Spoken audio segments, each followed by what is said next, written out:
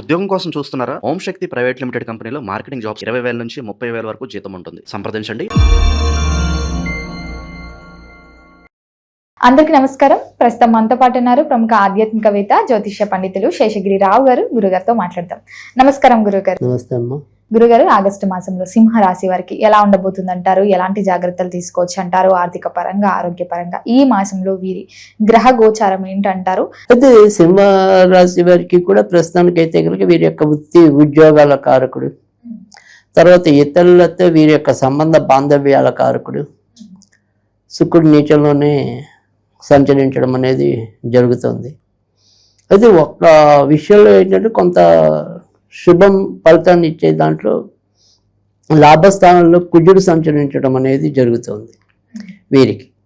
అందుకని మొత్తానికైతే కనుక వృత్తి ఉద్యోగాల్లో అంటే ఒక ఉద్యోగం పోయింది అనుకుందాం ఉదాహరణకి, మళ్ళీ అదృష్టవశాత్తు ఇంకో దాంట్లో కుదురుకోవటం అనేది అయితే జరుగుతుంది.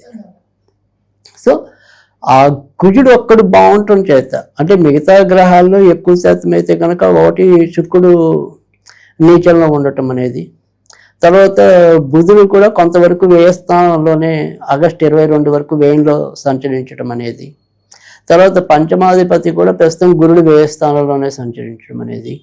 సో ఇలా చూసినప్పుడు ధనాధిపతి లాభాధిపతి వ్యయంలో ఉన్నాడు ఆగస్టు 22 వరకు.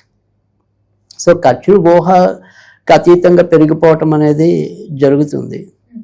తర్వాత కానీ ఆ ఖర్చుల్ని మనం నిర్ధారించుకోగలమా, ఓగం చేయగలమా అంటే అక్కడ కుజుడు ఒక్కడు వీళ్ళు నిలుపుతాడు. ఇప్పుడు అంతకితం కూడా గురుడు వీళ్ళు నిలిపాడు. ఒక ఏడాది అంతా కూడా వీళ్ళకి బాగుండకపోయినా గురుడు ఒక్కడు లాభస్థానంలో సంచరించడం వల్ల కొంత ఎదుర్కొని వచ్చారు. ఎన్ని ఇబ్బందులు పడినా కానీ కుజుడు ప్రస్తుతానికి ఈ నెలంతా కూడా ఉంటాడు. సో ఆయన వల్ల ఈ నెలంతా ఎలాగలా నెట్టుకొస్తారు అంతే తప్ప ఏ రోజుకి ఆ రోజే పరీక్షగానే ఉంటుంది. బట్ ఆ పరీక్షల్లో మనం తట్టుకుని నిలబడతామా అంటే నిలబడతాం అంతవరకే. మరి గురుగారు, విద్యార్థులకు ఎలా ఉంటుంది? రైట్, విద్యార్థులకి ముఖ్యంగా టెక్నికల్ రంగంలో ఉన్న విద్యార్థులకి అయితే కనుక చాలా మంచి ఫలితాలు ఉంటాయి కుజుడు వల్ల. సో ఈ వైద్య విద్యార్థులు కానీ, తర్వాత ఈ ఆర్టిఫిషియల్ ఇంటెలిజెన్సీలో ఉన్న వాళ్ళకి కానీ, డేటా సైన్స్ వాళ్ళకి కానీ కొద్దిగా సానుకూలత తక్కువ ఉంది.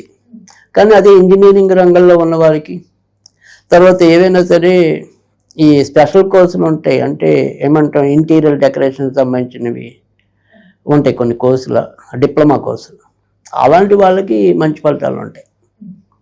కానీ వైద్య రంగంలో ఉన్న వారికి, ఆర్టిఫిషియల్ ఇంటెలిజెన్సీలో ఉన్న వాళ్ళకి, డేటా సైన్స్ అలాంటి వాళ్ళకి అంత బాగుండదు.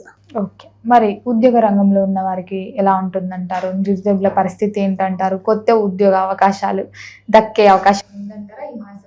రైట్, అంటే కొత్తగా ఉద్యోగం రావాలి అనుకునే వాళ్ళకి కొద్దిగా కష్టంగానే ఉంది. ఎందుకంటే ప్రస్తుతం శుక్రుడు నేచర్లో మనకి వెళ్తున్నాడని చెప్పినాం. ఆగస్టు 2 నుంచి వీళ్ళ ఉద్యోగాల కారకుడు శుక్రుడు అవటం. తర్వాత రెండోది వచ్చేప్పటికి ఏంటంటే కాకపోతే ఆ శుక్రుడు ఏమంటాం వీళ్ళకి ధనస్థానంలోనే నీచిపడి ఉన్నాడు. అందుకని వీళ్ళు ఆశించినంత పెద్ద జాబులు రావు, కానీ ఏదో చిన్న చితక జాబులు రావడానికి ఉంటుంది. అంటే ఏదో చేరిపోవటం చేరిపోదాం అన్నట్టుగా చేరిపోవాలి తప్ప వీళ్ళ ఆశయాలకి తగినంత ఉన్నతమైన ఉద్యోగాలు అయితే రావు. సో ముందు చేరితే అనుభవం వస్తుందనో, అసలు ఖాళీగా ఉండటం ఎందుకనో అలా చేరిపోవాలి రాజీపడి, కాంప్రమైజ్ అయ్యి. కానీ జనరల్గా సింహరాశి వారికి కొద్దిగా కాంప్రమైజ్ అయ్యే గుణం తక్కువ ఉంటుంది. ఎందుకంటే వాళ్ళకి ఉన్నా లేకపోయినా కొద్దిగా డాషిజం ఉంటుంది. నేనేంటి ఇంత చదువుకుని ఈ చిన్న జాబ్ చేయటం ఏంటి, అలాంటి ఆలోచనలు ఉంటాయి. సో అందుకని అలాంటి లేకుండా కొంత దిగిపోదాం అనుకునే వాళ్ళకైతే వస్తుంది జాబ్. సో వాళ్ళకి వాళ్ళు పరిమితులు పెట్టుకుంటే వచ్చే అవకాశాలు చాలా తక్కువ ఉంటాయి ఈ నెల. మరి గురుగారు, ఎవరికైతే వివాహం జరగలేదో, వివాహ ప్రయత్నాలు చేస్తున్నారో, వివాహ యోగం ఉందంటారా మరి? రైట్, అంటే వీళ్ళకి ప్రస్తుతం అష్టమ శని అనేది ఒకటి నడవటం అనేది, అంటే వీళ్ళ వివాహ కారకుడే శని, ఆయన అష్టమంలో కూర్చున్నాడు. అష్టమ శనిగా కూడా సింహరాశికి చెప్తున్నాం. అంటే దానివల్ల అంత మంచి ఫలితాలు ఉండవు. తర్వాత రెండోది వచ్చేప్పటికి ఈ రాశిలో కేతు ఉండటం, సప్తమ స్థానంలో రాహు ఉండటం, ఇది కూడా సంబంధాలు దగ్గర తీసుకొచ్చి ఇవన్నీ పరిస్థితి ఎక్కువగా ఉంటుంది. సో ఏదైనా సరే స్వతంత్ర వివాహాలు చేసుకునే వాళ్ళకి, దౌర్జన్య వివాహాలు చేసుకునే వాళ్ళకి అనుకూలత ఉంటుంది. అంటే దౌర్జన్య వివాహాలు అంటే ఎక్కడొక్కడ అమ్మాయిని తీసుకుని వెళ్ళిపోయి అబ్బాయిని తీసుకుని వేరే చోట వెళ్ళిపోతూ పెద్ద అంటే ఆ ప్రాణంలో కూడా దౌర్జన్య వివాహం అంటే గంధర్వ వివాహం అనుకోండి, ఏదైనా రాక్షస వివాహాలని మనకి వివాహ సంస్కృతిలో 4-5 రకాలు ఉంటాయి. వివాహాలు కూడా అంతేగా, అందులో రాక్షస వివాహం అనేది ఒకటి. అప్పుడు ఆ మధ్య అదే సమానంతా చేసుకున్న వివాహం ఏ కోవకు వస్తుందని పెద్ద ఈ మన మీడియా అంతా మోగింది కదా.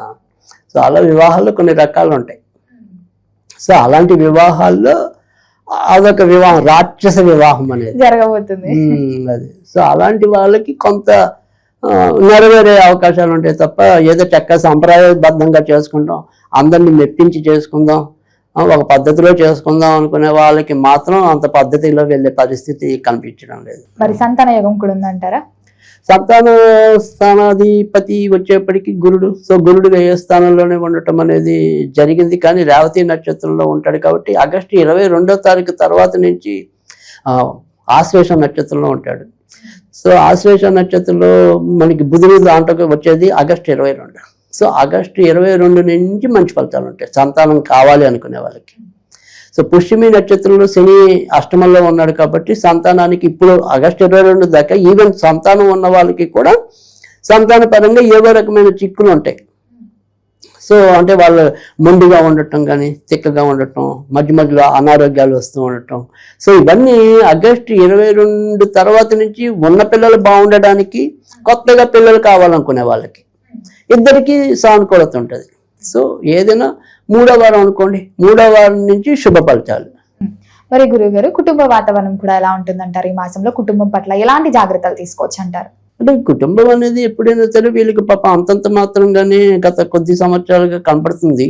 అంటే కుటుంబంలో ఎవరినో ఒకరిని పోగొట్టుకోవటాలు అవ్వచ్చు, లేదా వాళ్ళకి పోయేంత సుస్థితులు రావటాలు అవ్వచ్చు, చెడు ఉండొచ్చు, లేదా చెడు దాకా వెళ్ళే పరిస్థితి.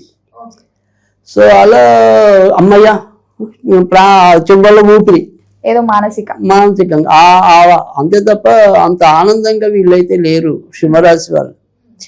ఏదో ధనం వస్తుంది, ఖర్చు పెట్టుకుంటున్నారు అవసరానికి ఇబ్బంది పడకుండా. అంటే ఇంతకు ముందు చెప్పాను, అంతకు ముందున్న లాభస్థానంలో గురుడు గోచారం వల్ల కొన్ని తట్టుకుని నిలబడ్డారు, అది చెడైనా మంచైనా.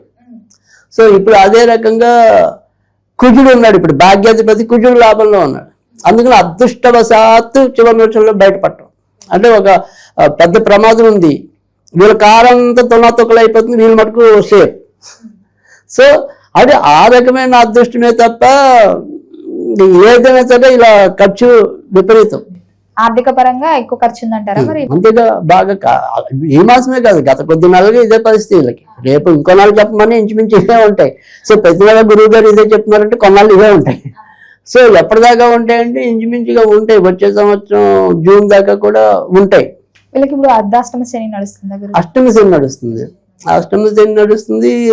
తర్వాత ఎక్కువగా ఇప్పుడు అదే ఇప్పుడు మనకి ఉపయోగపడే శుక్రుడు వీళ్ళకి నీచంలో ఉన్నాడు. తర్వాత ధన లాభాధిపతి ఇప్పుడు ప్రస్తుతం వ్యయంలో ఉన్నాడు. సో ఏది పరిపూర్ణంగా మంచి ఇచ్చేలాగా లేదు. ఒక కుజుడు అంటే ఒక ఏమంటాం, అన్ని లక్ష్ములు పోయినా నాకు ధైర్యలక్ష్మి ఒకటి ఉంటే చాలు అని చెప్పాడు అప్పుడు ఆ మహారాజు. ఆ ధైర్యలక్ష్మిని అంటు పెట్టుకుని మిగతావన్నీ జయించాడు. సో అలాగే ఇప్పుడు వీళ్ళకి భాగ్యాధిపతి ఒకడు ఇప్పుడు బాగున్నాడు అక్కడ లాభస్థానంలో. అందుకని ఆ భాగ్యాన్ని నెట్టుకుని అలాగలాగా నెట్టుకొస్తారు. సో అమ్మయ్య పరువు పోకుండా కాపాడబడ్డాం. లేదు మా అమ్మగారు ఈ వ్యాధి వచ్చినా మళ్ళీ బయటకు వచ్చారు, అలా తృప్తి పడాలే తప్ప ఏదైనా సరే కొంతవరకు ఫైట్తోనే ముందుకెళ్లే పరిస్థితి సింహరాశి వాళ్ళకి ఎక్కువగా ఉంది.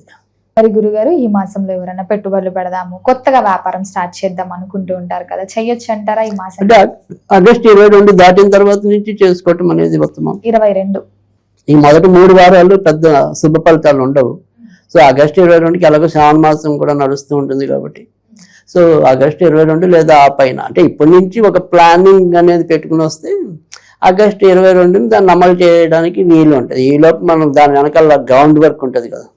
సో అలాంటివన్నీ ఒక్కొక్కటి పేర్చి పెట్టుకుంటే అప్పుడు 22కి సెట్ చేసుకోవచ్చు. మరి గురుగారు, ఓవరాల్ గా అన్ని రంగాల వారిని పరిశీలిస్తే వీరికి ప్రథమార్థం బాగా కలిసి వస్తుందంటారా, ద్వితీయార్థంలో కలిసి వస్తుందంటారా? అంటే ఏదైనప్పటికీ కూడా ఇంచుమించుగా ఒకే ఫలితాలు ఉన్నాయి. మరింత బాగుంటాం అయితే మాత్రం ఆగస్టు 22 నుంచి ఇంకొద్దిగా బెటర్. ద్వితీయార్థంలోనే బాగుంటుంది అంటారు సో అమావాస్య తర్వాత. ఎందుకంటే సూర్యుడు కూడా సప్తేతుల్లోకి ఆగస్టు 17 నుంచి చేరుకుంటాడు. బుధుడు కూడా సింహంలోకి ఆగస్టు 22 నుంచి చేరుకుంటాడు. సో ఎలా చూసుకున్నా మొదట అర్ధ భాగం కన్నా కూడా తర్వాత క్రమేపీ రెండో అర్ధ భాగం నుంచి మరింత మంచి ఫలితాలు సింహరాశికి ఉన్నాయి. గురుగారు, మరి మొత్తం మీద ఈ మాసంలో ఏ దైవ నామస్మరణ చేస్తే బాగుంటుంది అంటారు? ఎలాంటి పరిహారాలు చేసుకుంటే సింహరాశి వారికి ఈ మాసం కలిసి వస్తుంది అంటారు? తప్పకుండా గజలక్ష్మిని పూజించడం వల్ల వీరికి ఎక్కువ మంచి ఫలితాలు రావటం అనేది ఉంటుంది. సో వీళ్ళకి అపకీర్తి కలగకుండా ఉండడానికి, తర్వాత మనం ఇందాక చెప్పుకున్నాం అంత డబ్బు వచ్చినా కూడా అంటే గజాశైర్యం అంటాం. అంటే ఏనుగు అంత అవసరం వచ్చినా కూడా అది వీళ్ళకి నిలుస్తుందో లేదో తెలియని పరిస్థితి వీళ్ళకుండే ఖర్చులు. సో అందుకని గజలక్ష్మిని పూజించడం వల్ల చాలా మంచి ఫలితాలు రావటం అనేది ఉంటుంది. సో అష్టలక్ష్మి స్తోత్రంలో గజలక్ష్మికి సంబంధించిన స్తోత్రం చదవటం వల్ల చాలా మంచి ఫలితాలు ఉంటాయి. గురుగారు, మొత్తం మీద ఆగస్టు మాసంలో సింహరాశి వారికి ఎలా ఉంది, ఎలాంటి జాగ్రత్తలు తీసుకోవాలో తెలియజేసినందుకు ధన్యవాదాలండి.